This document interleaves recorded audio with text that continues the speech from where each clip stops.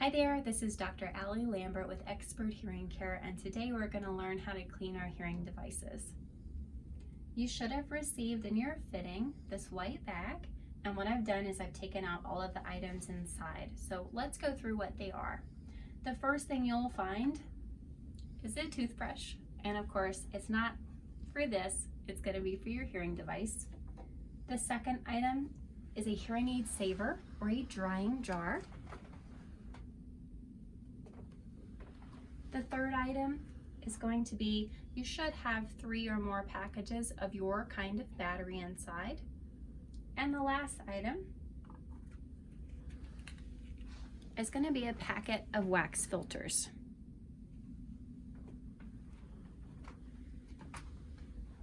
Starting in order, I love this toothbrush because it cleans your microphones and it cleans a lot of other parts of your hearing device beautifully.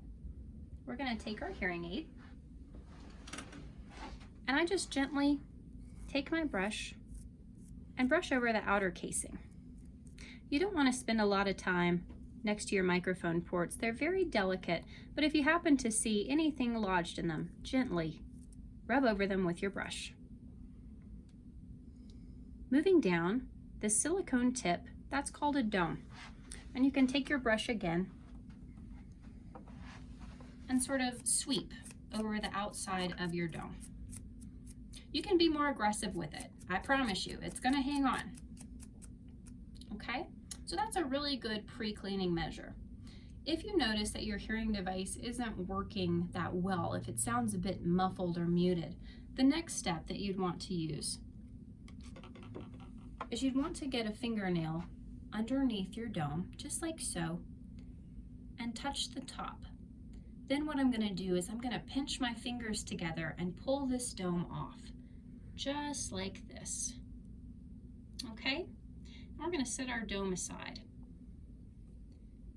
This small white thing, this is called a wax filter or bucket, or we've heard several names for it, but we usually call them filters. The first step you want to do is you want to try to dislodge anything that becomes trapped inside.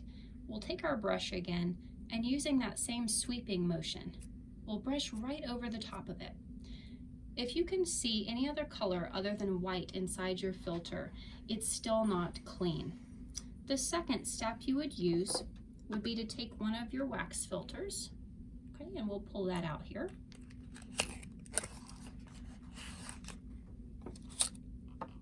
You should have a pod just like this. And we'll take one of the petals and pull quite hard. And I'll try to show you here on the camera. There's one blank barbed side and a fresh filter.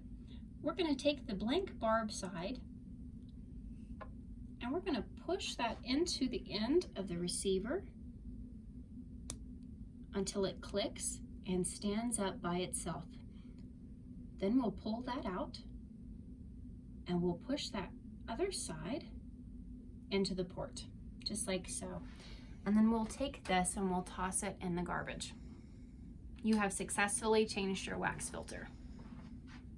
Then we'll take our dome again, okay? And we're gonna line up that dome with that small hole inside, just like this, and we're gonna push it back on, okay? Something I show my patients is if you're not sure if you've gotten the dome back on securely, you'll just take it and give it a little tug like that. If it comes off in your hand, you have to try again. It's gonna come off in your ear, okay? But that's all it takes to change your filter. It's very, very easy. Batteries, they're self-explanatory. We've already reviewed those. So the last remaining item is gonna be your hearing aid saver. Now this is excellent for pulling moisture out of your microphones on the hearing device, okay? So let's go ahead and pull that out.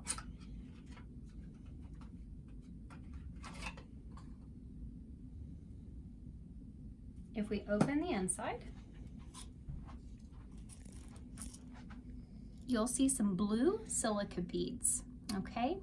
Those do come out, so I'm just gonna show you. Give them a little shake. Well, that worked. So blue is the color we always want to shoot for, okay? If these start to turn pink, okay, which you can see they're not, then that means that they have taken on moisture and it's time to recharge them in the microwave.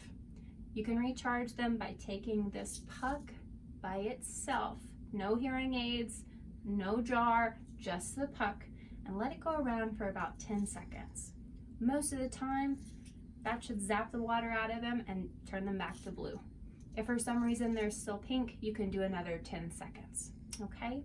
All you use for this is you take your jar and you make sure that your beads are in with the screen facing up, okay?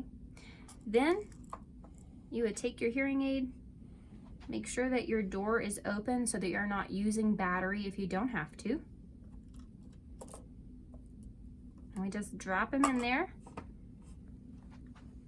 Okay, just like that. Cover them up and you're done. Now for my disposable users, I like to tell you to put that hearing device in the dry jar every single night. But with my rechargeable users, you'll have your cradle and it's a little more difficult.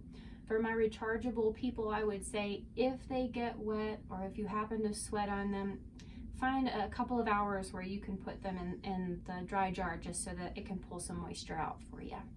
Okay, and that's it. That's all you're responsible for. Dr. Kelly, Dr. Jeff, and we're gonna do the rest of the heavy lifting for you. Thank you so much for your time today, and I hope you enjoyed this video.